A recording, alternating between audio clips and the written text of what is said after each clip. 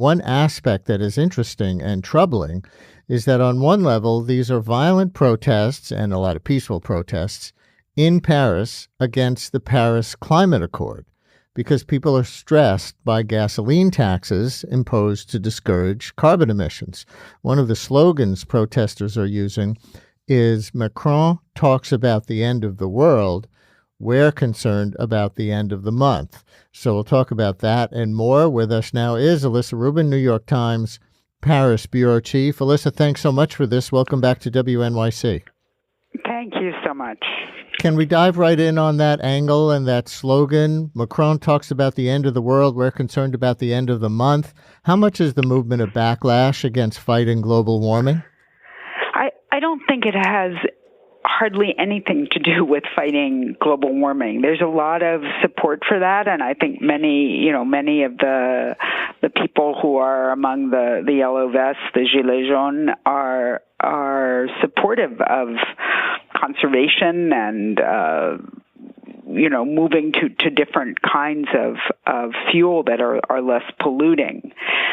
But the problem is that it comes in the framework of a sort of an entire tax system that has left them feeling as if they are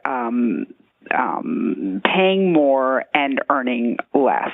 And they're in France, as you might have read in some of the reporting out there, has really, really high payroll taxes.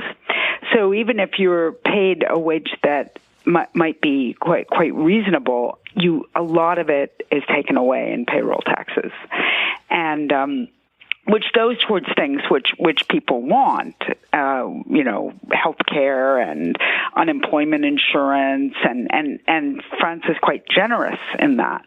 But it does mean you don't have as much take-home pay, and so then everything you're paying for beyond that, if it starts to rise, whether that's from inflation or whether it's the gas tax, it really hits you. And the gas tax, I think, was, as they say, it was the spark that lit it, the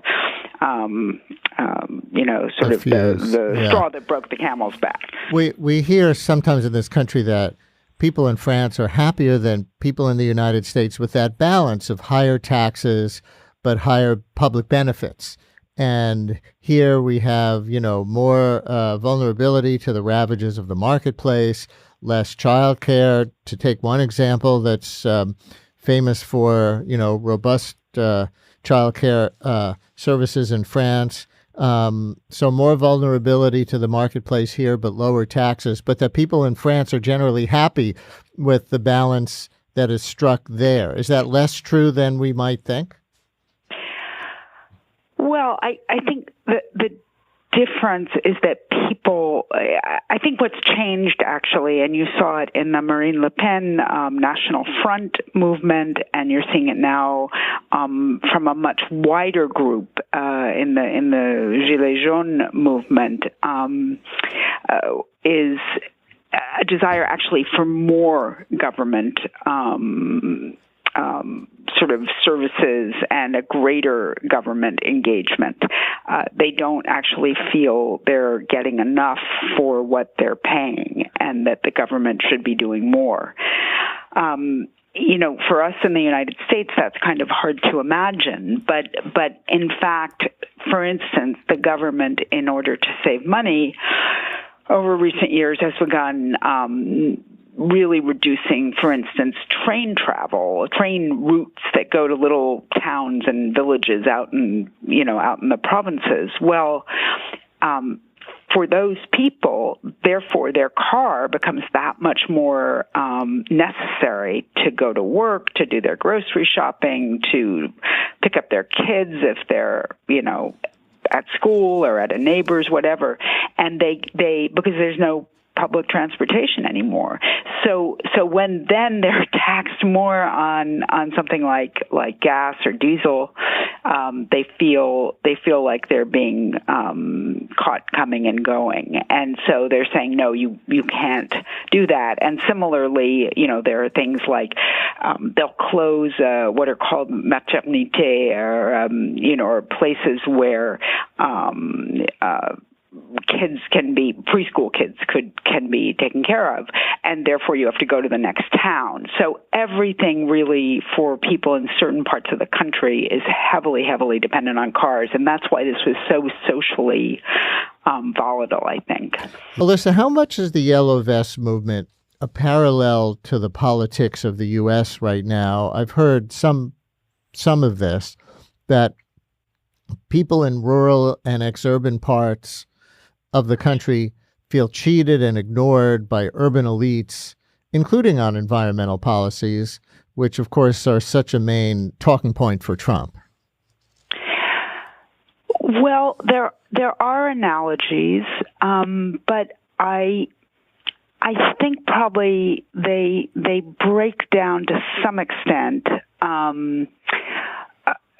around in terms of location, because at least here in France, a lot of people who are part of the Gilets jaunes are actually in suburban areas, suburban and exurban, but they work in cities. They're not necessarily cut off from cities, but they live modest lives, and so they're more stratified, more consistently stratified by income, or more, you could sort of identify them more by income than by politics. There are leftist Gilets jaunes, there are leftist yellow vests, and there are more conservative, more far right yellow vests. And there's some people who are really just completely apolitical. It doesn't identify as a political party. They really don't trust any politicians. They're sick of them. They think they say one thing, do another.